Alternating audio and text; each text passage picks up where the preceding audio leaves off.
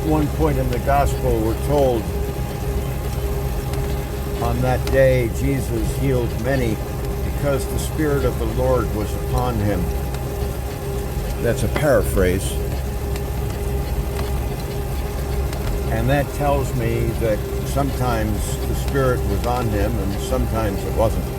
And sometimes the Spirit is on James here and sometimes not so much. Well, in this encounter with Ryan, the Spirit was on him. And how fortunate for James and Ryan. As I wrote earlier this morning, maybe I only thought of writing it, Jesus was a recruiter.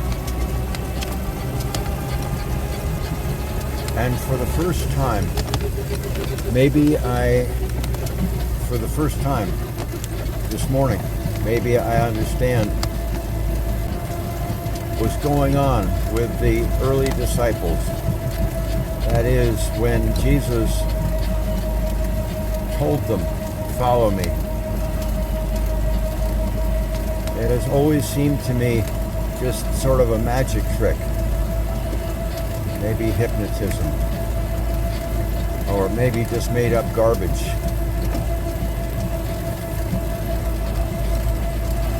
That they would drop their nets, leave their father, and follow him. What I realized just this morning was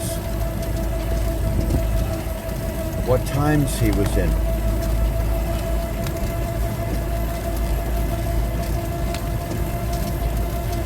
These were times desperate for revolution. People were desperate for revolution. They couldn't go on the way it was. Life was unbearable. So they were conscious that they were looking for a leader. Not that they could be sheep behind, but they could be united behind. The way the Allies were united behind Eisenhower in World War II. They wanted to get they wanted change. To achieve that change, they needed to give their lives, but not just give their lives. They needed to be united behind a leader that could unite them in a mission worth their lives because it had promise of having important impact. And this morning, a fellow stopped on an otherwise empty road, and we spoke for 30 minutes or so. And James conducted himself in a way this young man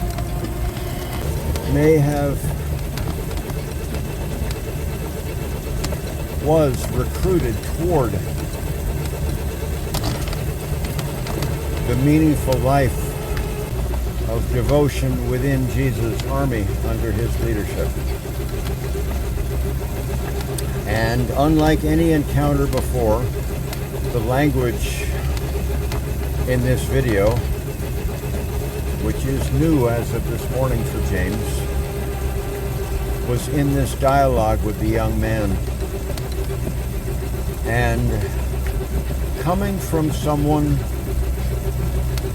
possibly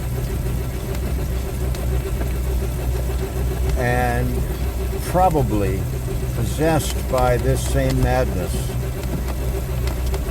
this young man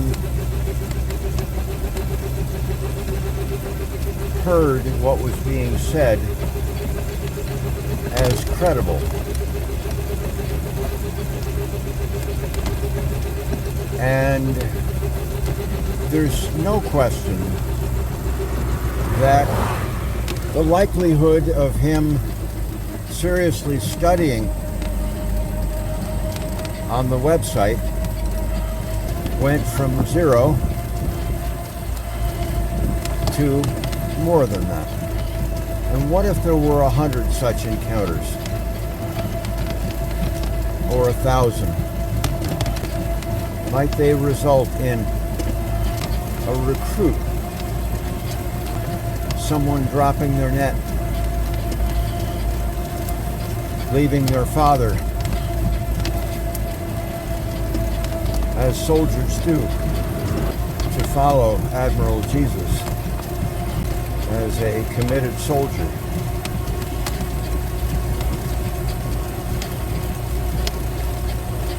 Among the things that we touched on with this young man was that it is too late to save the species and the planet. And he was already there. But that it is not too late to save an individual from a joyless, meaningless life.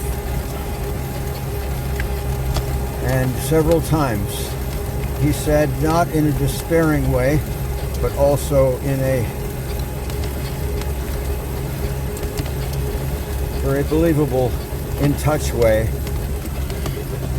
that his life feels meaningless, and those he sees have meaningless lives that feel meaningless.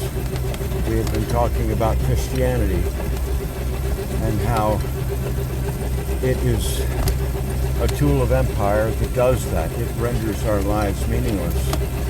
It was quite an exchange. And encourages James that he is being given new pieces of clarity that suggest he is on the path he should be on, that he is on a path that others would find more joyful, more alive than the paths they are on, and that it would be a good idea if it would be beneficial if he continued to serve as a recruiter for disciples as well and as long as he can.